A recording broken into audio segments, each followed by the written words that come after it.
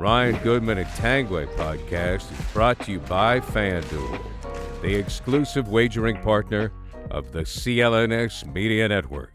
All right, guys, it's time to get to it. Big week in the NBA. We're going to talk draft. We're going to talk the Beal deal. And also, Larry Brown still coaching at 82 years old. All that coming up on the show with Bob Ryan, Jeff Goodman, Gary Tanguay along for the ride.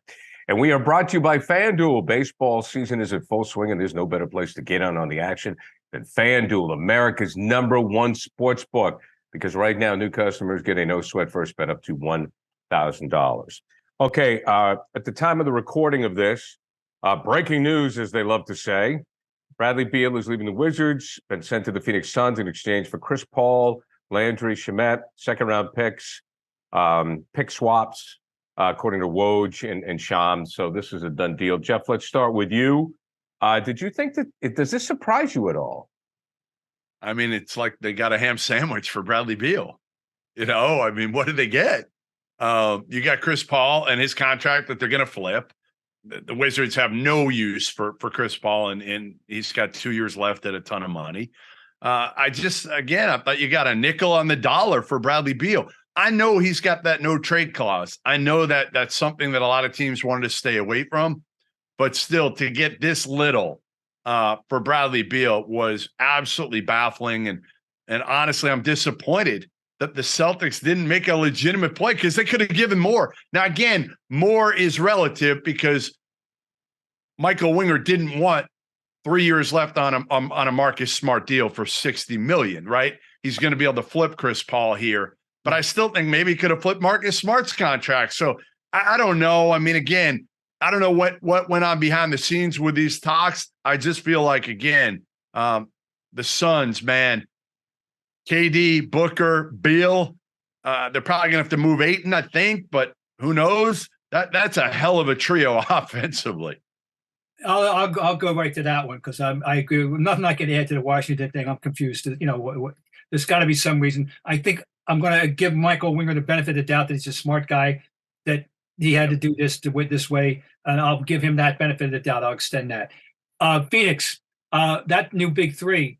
The thing that I start with is not the key necessarily, but one aspect of this, which is, you know, sobering for the rest of the world. Kevin Durant can play with anybody. Yeah. Kevin Durant is easy to play with, and you know it. He'll adjust. He'll whatever is good for Bradley Beal and it won't hurt Kevin Durant. That's what Bradley Beal is going to get, and that's a formidable trio. There's no question. So it's just you're just talking about the money factor that they on Ayton or any other reason, Jeff. Yeah, the money factor more than anything. I mean, now you got three high priced dudes. Yeah. I don't know how they're right now. They have 5 guys under contract. I don't know how they're even going to fill out their roster. Yeah, right now with paying Ayton that much money, and they don't love Ayton. You know, again, I don't think they love him. The question is again, and I do think he's movable. You know, DeAndre Ayton still. You can say what you want about him. He's still one of the better bigs in the NBA. He can rebound. He can run. He can block shots. Yeah, he can finish. He's good. I mean, listen, he's better than Robert Williams. Now, he's not the shot blocker Robert Williams is, but he's a better overall player than a guy like Robert Williams. Well, he's more reliable, obviously. That too. Many people, you know, we've gone over that one a million times. The only worst thing about Robert Williams is that you don't know if you're going to have him. So yeah, but that's going to be very, very interesting. And I think Booker's head's usually in the right place too, don't you think? So yeah, I like it. I mean, again, Beal's never played with anybody really good. Now he's playing with 2. You pointed that out last week. That was a very good point. Yeah. So now it seems to me Beal's your number 3, Gary. He's your number 3 I know. scoring option. I know. Like that's incredible now to have him as your 3rd guy. And really, KD's probably become your 2nd guy. And oh, by the way, I'm not sure there's 5 guys you take over Kevin Durant right now still if you're drafting a team. So you're telling me, to me, you've got 3 of the top 25-ish players in the NBA. And if you throw Ayton in there, it's probably 4 of the top 50 players in the NBA. The question is, again, how do you round out your roster and defensively? Because now they have time to play together. That was the one thing last year for Phoenix, right? They got KD. He was hurt. They never had a chance to gel. Chris Paul got hurt again in the playoffs. And it'll be interesting to see where Chris Pall lands. If it's, it sounds like maybe the Clippers. Rumors are Clippers, right? That's what we've all been hearing that. Rumors are Clippers, a redux with the Clippers, which, that I think we agreed that what he needed and what a team that only needed him to make the final piece of a puzzle thing, and understanding his foibles in terms of the health thing at all, which the Clippers obviously would. Now you got three of them, though. The Clippers, you got your three best players. You have no idea if any of them are going to play on any given night. So, why should we take you seriously at all as a contender? I'm not. Shouldn't. Right. That window closed, though. But no, they're but still, if it's the Clippers, I think we can identify a few teams that would make better sense in a sense, than that. But would you take Chris Paul? I know we talked about this last pod. You would take Chris Paul at what price, Bob? Would you take? I know. See, I jumped to a conclusion and right away, and I said, I think it would make sense. And then you reminded me that good luck trying to hope he's going to show up when you need him. And that's true. So the answer is probably not. In theory, if I thought I was going to get the games that I needed out of him, then I'd say yes, he would be a nice fit. But I would, that's it. He would be, but there's no reason for us to think it's going to change. Jeff brought up the point, and I'll throw this at you, Bob, first. How come the Celtics weren't able to pull this off? My initial reaction is, even though Bradley Beal is friends with Jason Tatum, his best chance to win a ring is in Phoenix. Right? Well, it depends. It depends if you had to get rid of Jaylen Brown or not. If you said Tatum, Jaylen Brown, and Bradley Beal, I actually think your chances are because the Celtics will have more around those three than the Suns, and they're younger. That's the one thing. KD's hurt a ton. Beal's been hurt the last couple of years. I think he'll be fine. So I don't know. I don't know, Jeff. I don't know, and Bob. I don't know if they're the destination we want them to be after the train wreck this last postseason. Yeah. I mean, again, if I'm sitting there, this is honestly what I'm thinking. Because Jeff, when you brought it up, I was like, okay, well, let's play this out. If I'm Beal, and Beal's what, 30? How old's Beal? 30. He's turning 30. Okay, he's 30, right? So he says, I can go to Boston, and he knows Jason Tatum, so they probably talk. So he knows what the deal is there, right? Right. They've had instability with the coach. Now I know they're bringing in Sam Cassell. Jaylen Brown went in the tank. Marcus is a pain in the ass. I don't know. Is it going to work? If I go to Phoenix, I'm playing probably with two Hall of Famers. Booker Hall of Famer. Bob, I'll let you jump in here, Bob. You're playing with two Hall of Famers in Phoenix, and you got a chance to win it next year. Yeah, they're still, depth. It's top-heavy team because the depth was an issue last year. But we talked about depth with the Celtics, but then when you get into the playoffs, they had all this depth, and it didn't mean squat. Well, I could question the way they were employed myself. Okay, all right. And I still think there was a sufficient depth. You don't need 10, 11. My big thing during the regular season is, no other team could miss three guys as high starters and have 8 guys in double figures because they actually had legitimate NBA players at the end of the bench. But in the playoffs, it doesn't matter unless you're dealing with injury or severe foul trouble. Anyway, Phoenix, that is an issue. They have very questionable depth. They had it, and they got rid of just part of that was Landry Shamet, and so anyway. They're going to have to. They got work to do. This will remind me of. I'll give you, for instance, this will be, I think, somewhat analogous to the 07-08 Celtics. Once they picked up the big three, before they did, when I first got them, I believe that they had. I said I wouldn't trade their remaining 8 for. I wouldn't for any other. No other team in the league would want their remaining 8 as opposed to what they got. And then they went out and they got Eddie House. And they got Posey, and eventually got PJ Brown, and they got what they needed. Phoenix, they got to add on. I'm not crowning them. No, you're right. They got to find more than just like a Blake Griffin who sits on the end of the bench who's a veteran who wants No, to ring. they need a Bruce Brown. Who's the next Bruce Brown? Who's the next Brogdon? PJ Tucker, those types. That's that what can they still need. play. They need a couple of them. Well, they need a really good defender. What they need to find is an elite level defender that doesn't need the ball in their hands but can make an open shot. That's what they need. Bruce Bowen, the next Bruce Bowen, right? That's it. That type. That is exactly. The kid like Matisse Thybulle, who was on, he'd be perfect.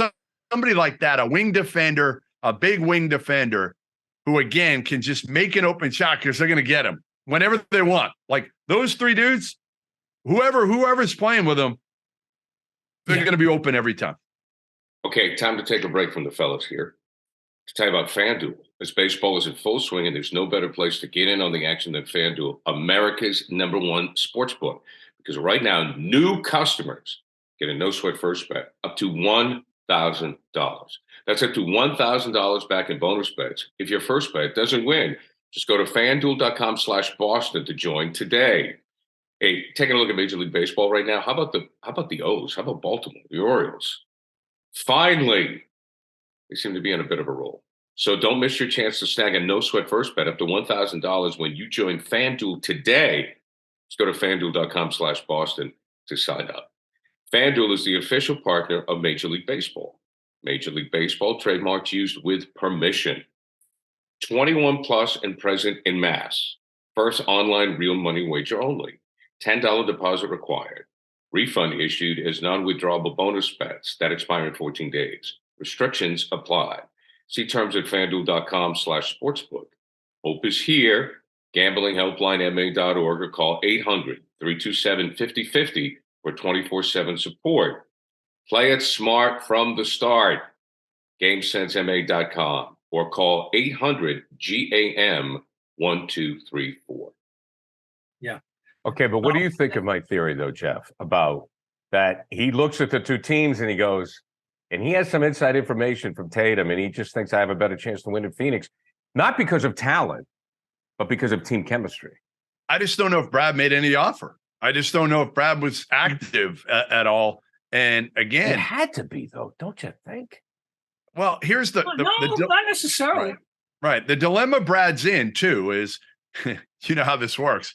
If you go to him, and again, the interesting part of this is you would have had to flip a lot of other contracts if you got him and didn't have to trade Jaylen Brown, right? And again, I just don't see a scenario that Washington wanted Marcus Smart, that they really wanted Robert Williams even. They're not taking Brogdon or Derek White. They don't want those guys with multiple years left on their contracts that are making good money right now that are older. They have no desire for that. So I just don't know how much it worked anyway. I feel like Brad probably called and they got off the phone saying like, yeah, this probably isn't going to work with what we have and what we need. And what they want. So, So I agree. And that's the other thing, Gary, we do not know. It's still an open question. It's a subject of debate for us and every other people that are yapping on TV and radio right now.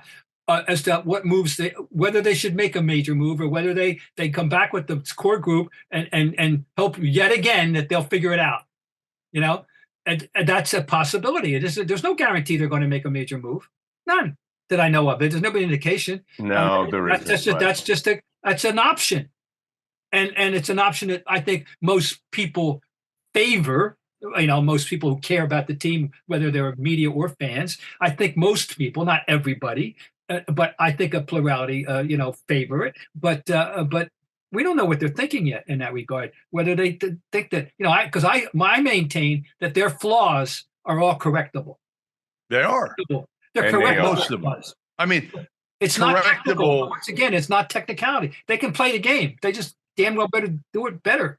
Than when yes, I would agree with that. I think, if you told me right now that Jaylen Brown is going to learn how to pass the ball at a higher rate to make people better consistently. That's I call me crazy, but I feel like that's the most correctable flaw at this point. If he can do that, again, Marcus Smart's knocking all this. He's been better. he's gotten better, but he's never going to. But you've got enough other guys in Derek White and Brogdon. And like, to me, the issue is Jaylen Brown being more than just a scorer who can't really create for himself in the half court. Like, he can, but he can't. Like, at times he can, but not when he puts it on the floor. Like, he can one dribble pull up or an open three. He can, although he shot 34% from three.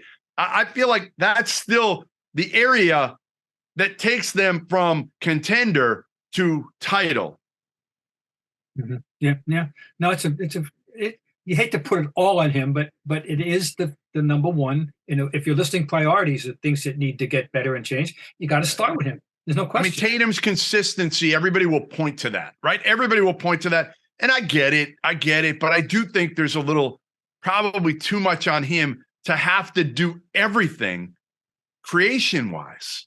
Like, am I wrong there or no? Am I being unfair? You guys He's know not LeBron. I'm a card kid. Listen, I'm the president of the Tatum fan club. I get it. So I need you guys to push back on me sometimes when I may not be objective when it comes to Jason Tatum. But I feel like too much is on him at the end of games instead of nobody making it easier for him. Well, he's not LeBron James. I mean, we talked about that, right. You know, and there was, and Jason Tatum had a ways to go when he came out of college. We knew that he was a laid back guy. Would he have the killer instinct? Could he be that leader? And I think he's doing the best he can. But I think at the end of the day, you are what you are. You know, when you look at the greats, you look at Jordan, you look at LeBron, you know, they're killers. And even LeBron, sometimes we wondered if he was enough of a killer and he had to grow into that. Yes. But he's not LeBron. He's not Magic. He's not Larry. He's not, you know, he's not in that group. So, yes, he does need help. Yes, he does. He needs a Robin to his Batman, and that's what we thought Brown was going to be. Yeah. But I'm just wondering if Brown needs a new environment. The guy seems to be a shell of himself. He's getting worse, not better. And I disagree with that. I'll push back on that. I don't think he's getting worse. I just don't think he's getting better in the areas, especially in the playoffs, that they need him to get better at, which are putting the ball on the floor and making good decisions. Well, that's the area. See, a problem, Gary, with him discussing right now is that our last memory of him was so bad. That one game, that game with 8 turnovers. Yeah, that's a number that's going to be hung around his neck until unless they ever win a championship. Is the 8 turnovers, and yeah, that's why I say that's correctable. I'm sorry, but that's the thing. We have a negative feeling about him. We have to be. This is what when I was kiddingly saying, and seriously, I wasn't even kidding, that the team needed to shut everything down for 2 weeks and go on vacation and don't do anything rash. You know, it would have been very easy to do something rash in the aftermath of that memory of his terrible Game 7. But you know, that's not Brad Stevens, though. That is not Brad. It's not. That's the one beauty of Brad, in a way, is he's not like the rest of us. Yeah. So he's not going to knee jerk this thing.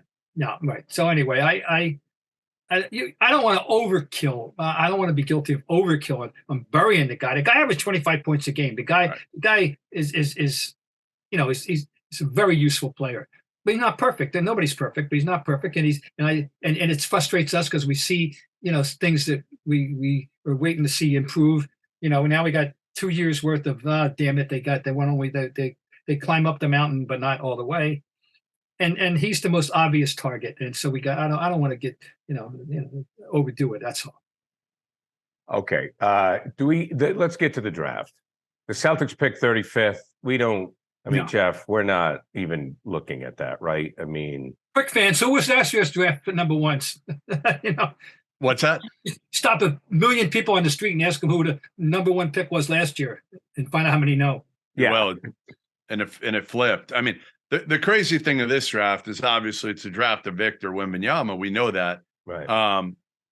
But it's still like, how many casual basketball fans, like Bob had trouble pronouncing Victor's last name before we started this, like everybody. That's what I'm saying. Like for Adrian Wojnarowski to go on there and say, like, this is the most hyped prospect we've ever had in draft history. It's like, no, like we had LeBron. He's not even close because LeBron was here. Now I know social media is different, but it wasn't even close. I covered LeBron and obviously I've been around for a long time in this whole Victor thing. Obviously, Victor, yes, he's hyped because of 7'4", and he's super skilled. I mean, he is super skilled. He's going to be fun to watch. The big key is obviously whether he stays healthy or not. And the other thing is he's going to be playing for a shitty San Antonio team, guys. Right. So LeBron quickly made Cleveland contenders with a bad team around him. Some not very good players around him. Remember, he took him to the Eastern Conference Finals. Right. Quickly. Victor's not taking San Antonio to the Western Conference Finals anytime soon, guys. Okay, you said 7'4". 7'4". How much does he weigh? He's like 200, right? Yeah, he's like I think he's probably 220 or something. But right. But he's got the ability, unlike Chet Holmgren, to put on some weight. Like he could be. If you look at pictures of Anthony Davis at the same time, they probably had a similar frame. I mean, this kid's a little bit skinnier than Anthony Davis was, but Anthony Davis was very, very, very thin, guys. And now he's put on weight. Jason Tatum was pretty thin, and look at him now. So, like, this kid's got the ability, and the one thing talking to people around him, and I talked to Devontae Jones, his point guard, over there in France. Devontae played it at Michigan. So I talked to him for a while. He said, this kid's training regimen, it's unbelievable. The things he does for flexibility, to prepare himself with a trainer, because he understands his body. He knows his body could be one that, again, might not last in the NBA. He comes in hours before. Like, they rave about him. His work ethic, his leadership, his willingness and want to win over just being the number one pick. Like, this kid's got the whole package. But again, to ask him to be like, there are very few guys who live up to the hype like LeBron did. Like, I don't know if there's ever been one. Has there ever been one, Bob? Guys, yeah, I've written about this. In fact, I did write about it a couple of months ago. Most great top of the mountain players in basketball that the one named stars that we know, most of them are actually better than their hype. Than they were thought to be. Ultimately, most, the exceptions are, for example, Larry and Magic. Even they've turned out to be, particularly Larry, definitely better than people thought. There were skeptics that would question him. The most hyped player who I think lived up to everything is Kareem. He was the greatest high school player and arguably greatest college player of all time, both. And look what he became Kareem, 6-time champion, multiple however many champions, and 6-time MVP and all that. And he's just top of the mountain. He's Wilt was another one. Wilt was very well known, but LeBron is right there. LeBron is an exception. No, so definitely this kid has a lot. I'm saying, like, to say this kid is like to live up to the hype. I mean, it's going to be so hard. And again, you got to somehow find some guys around Victor, but it's the draft of Victor. And then you got a bunch of guys after him, Gary, that really can't shoot the ball, right? Scoot Henderson come up from the G League. He's a point guard in the Derrick Rose type. That's what type of player he is, if you want to think that way. Then you got the Thompson twins, Asar and Amen.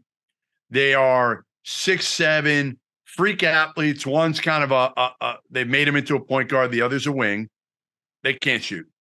Anthony Black, freshman at Arkansas last year, long, thin point guard, can't shoot.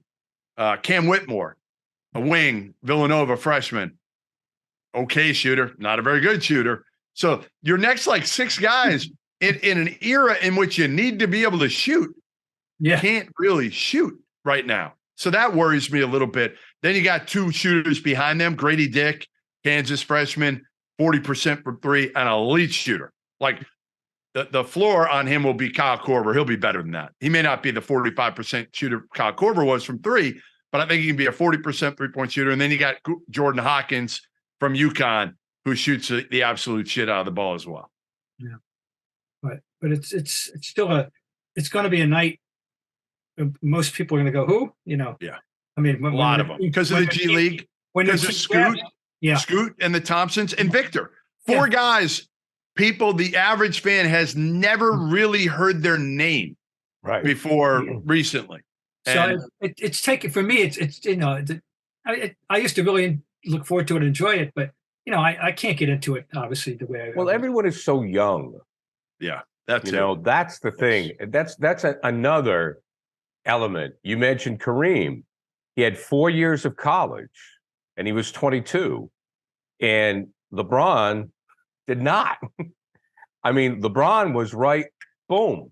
He's was over had 18, 19 years old, right? I mean, coming over on the half his scene. life is over half his life on this earth has been spent in the NBA. Yeah, and that's just, I think that is just, well, it's a tribute to LeBron, but No. I think it's very hard. I mean, God, I have a son who's 18, you know? Oh, another example, Jeff, just in Exhibit A of talk about better than the hype was Michael. Yeah, that's what I'm saying. Yeah, like, Michael, yeah. Jordan right. was not known outside the state of North Carolina as going to college. Yep. As period. And was the third pick in the draft. And Right. really the first time more people than ACC folks got a whiff of what he might theoretically become was the '84 Olympics, and Bob Knight sang his praises at that time. Yeah. But he was, let's face it, as much as good as Elijah one was, and we know, and he's my all-time number 4 center. Michael Jordan's a higher being at that Right. point. Right.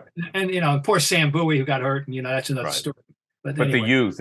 But Michael's Exhibit A. Michael Sure. exhibited all. Here's the other thing that this draft is interesting on, guys, is there were a bunch of guys that were really hyped coming into college. Okay, that were the highest rated guys. Nick Smith from Arkansas was one. Keontae George at Baylor. Derek Lively was another one who went to Duke. And I'm trying to think. There's one more that I'm forgetting about right now. Monty Bates. Well, Monty's going to be a second rounder. Yeah, he was his cover boy in Sports Illustrated. Yeah, 2 years ago when coming into Memphis. So those three: Nick Smith, Keontae George, Derek Lively. Again, I might be forgetting one here. All three of those guys might go outside the top 10. And talented, just didn't have the type of years. Nick Smith was hurt a lot at Arkansas. I really like him. Like, I saw him a couple of years ago in AAU. He just was hurt most of his season at Arkansas. Lively never showed that he could shoot the three or do anything besides block shots. I saw him shoot the three a couple of years ago in the AAU circuit. And then Keontae George, who didn't guard anybody at Baylor, but kind of is a good scorer who's just not a great athlete. So, like, a lot of these guys have kind of fallen down a little bit, and it's almost like you can buy low with some of these guys. Now, they're not getting a 35 for the Celtics, but one name that is going to be on the board when the Celtics draft, Bob just mentioned, is Amani Bates at 35, the former SI cover boy of 15, went to Memphis for a year, then transferred to Eastern Michigan, got in a little bit of trouble, can really, really score the ball, but can't guard anybody, can't guard Bob. I mean, Bob could legitimately score on Amani Bates right now. In the old days, in recent years, the big question was who will be the first 4-year player, and that's been supplanted now. Who will be the first 7-footer? Yeah. And that the world is so different. It'll be Derek Lively because he can run and jump. That's why. Not because he can shoot threes, but because he can run and jump. It'll be Derek Lively. Can I give you a couple names for the Celtics 35th pick that I like?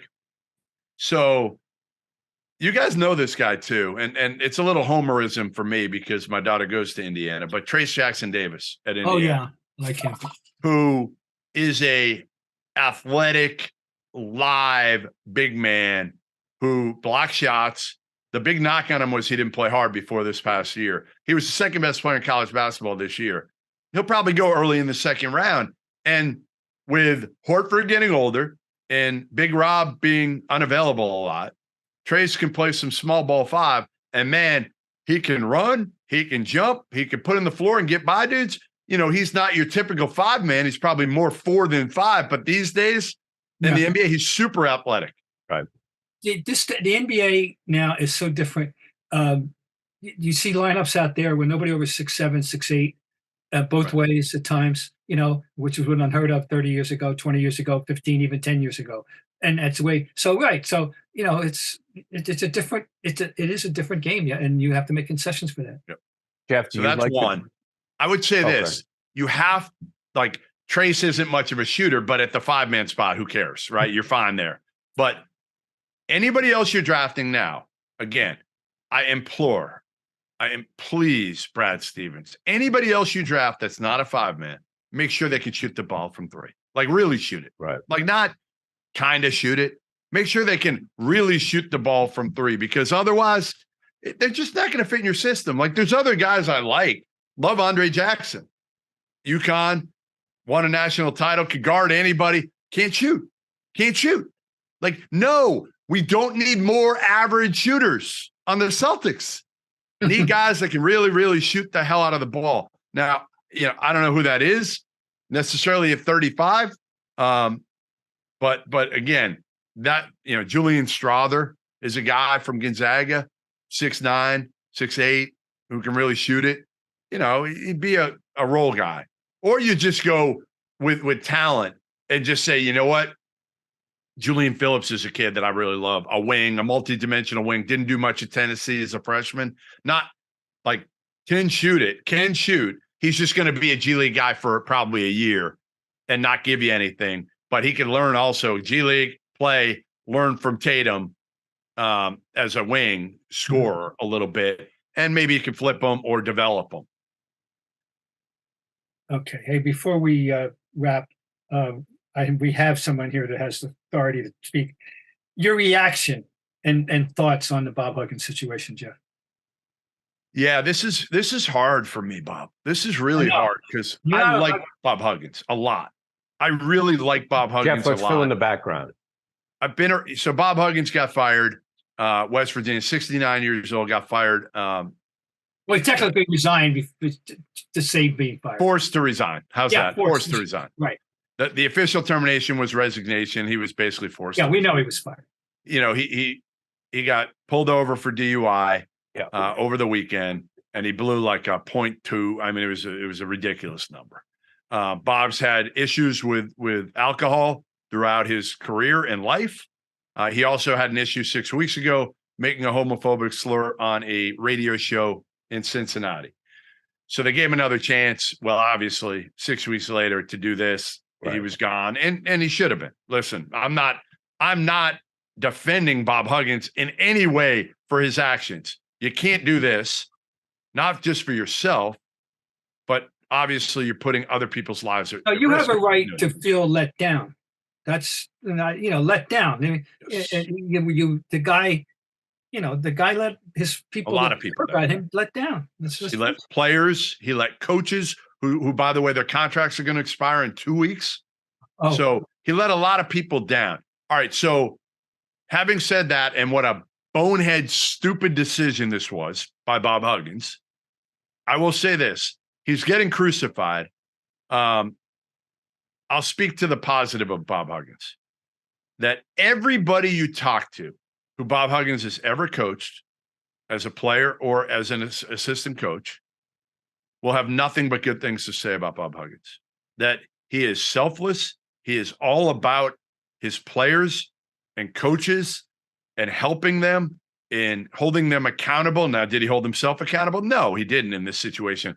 But holding his players accountable in an era in which most coaches don't give a shit, he actually is trying to, and he gives a lot of guys second chances. Back to his days of Cincinnati, a lot of them.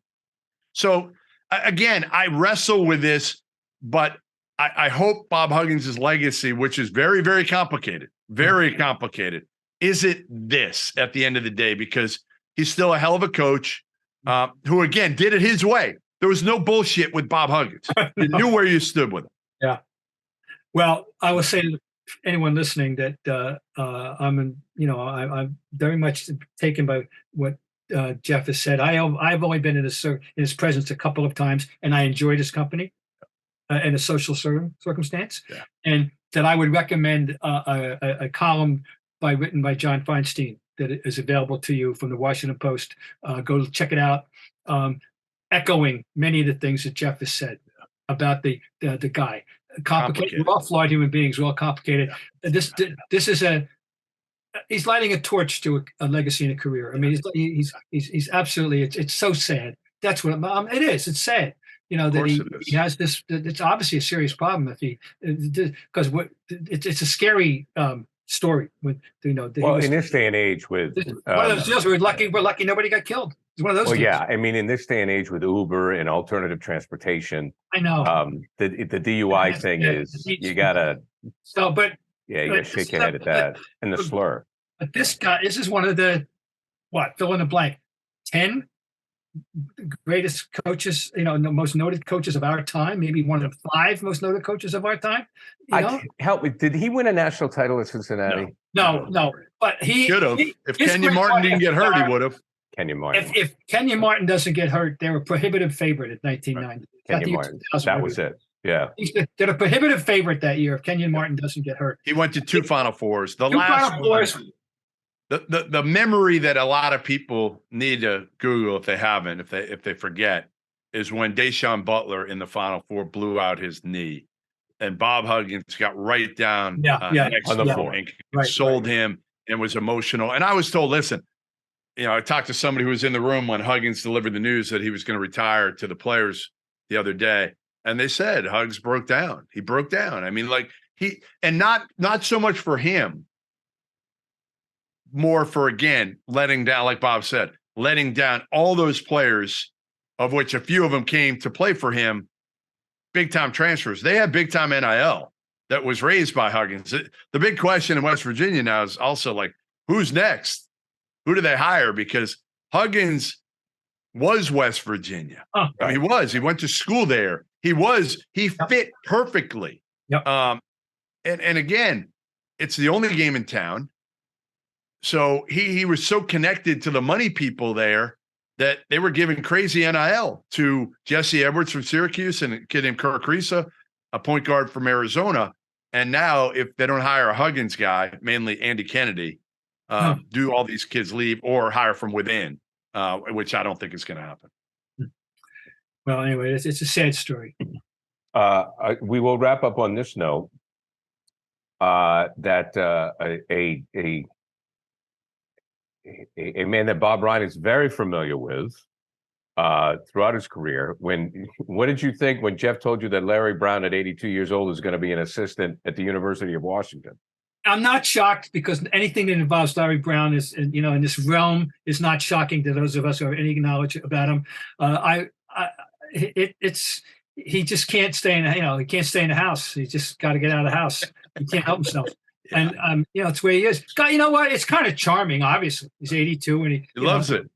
And I say, I kiddingly have said for years, and I'm not. I don't think this was an original thought, but it's so long-standing that I can't remember where I heard it or whether I'd like to think I came up with it. But Larry Brown would be happy if they never had to play a game. He wants to teach, quote unquote. He always tell the world, "I'm a teacher." Now they got to play the stupid game. That's no fun. I want to go back in the gym. And a closed door, and that's Larry Brown. I've been acquainted it goes back when he was coaching the Carolina Cougars, right? ABA, and the head of the team, Carl Shear, loved the Celtics and worshipped red and and so he made sure that they scheduled the Celtics in the NBA exhibition games. So I covered him. Saw him and met him. So that's how far back I go in the circa 1973. Since Carolina Cougars. Ready, Bob? Yeah, go ahead. Go ahead. I want to hear the list. All right, ready? Denver Nuggets, UCLA, New Jersey Nets, Kansas, San Antonio Spurs, Los Angeles Clippers, Indiana Pacers, 76ers, Detroit Pistons, New York Knicks, Charlotte Bobcats, SMU, a team overseas, Memphis assistant, and now likely the Washington Huskies. How about that? That's a lot of jobs. Let me ask you this. In all fairness, one of those is the Nuggets are the Cougars. So right. There's one fewer. There's one fewer. I didn't know that. Okay, so but when I think of Larry Brown, is there anyone who was more successful in college and pro? Because he won a national title at Kansas. Only man. He's the only person, right? He's the only one. Yeah, he's the only person that's won an NCAA championship and an NBA championship. Yes. Yeah, that's right. Also the only one who's gotten, I think 3 different schools on probation in college. There's always a method to the madness. Yeah. All right, guys, always a pleasure. Bob Ryan, Jeff Goodman, Tanguay Along for the Ride podcast brought to you by our good friends at FanDuel. Baseball season is in full swing. There's no better place to get in on the action than FanDuel, America's #1 sports book. All right, gents, we'll talk next week, and we will be breaking down Jeff's trip or his covering of the NBA draft. See you, gents. CLNS Media's Celtics coverage is brought to you by FanDuel. New customers get a no-sweat first bet up to $1,000. That's bonus bets back if your first bet doesn't win.